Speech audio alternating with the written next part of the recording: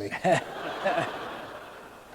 You know, I recently have come out with a book, Our Presidents and Their Prayers. And as I look through all of the presidents, all their Thanksgiving proclamations and their prayers, every one of them looked to divine providence. Every one of them looked to God.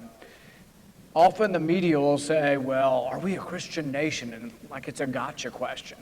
Well, sure, we were founded by almost entirely Christians. But we also founded a country that was open to people of every religion. And when we talked about the First Amendment, it wasn't about keeping religious people out of government. It was about keeping the government out of our religion.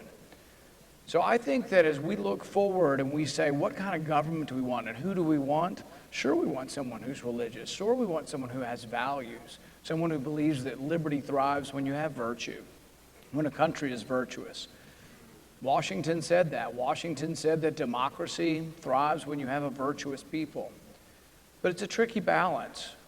A friend of mine, or an author that I like, Os Guinness, who's a theologian, says that liberty requires a virtuous people and that liberty requires restraint. But he says something else. He says that the only kind of restraint consistent with liberty is voluntary restraint or self-restraint. There's a lot of this government's not going to cure for us. Government's not going to save us. Government isn't salvation. Government doesn't replace our religion. We want moral people in government.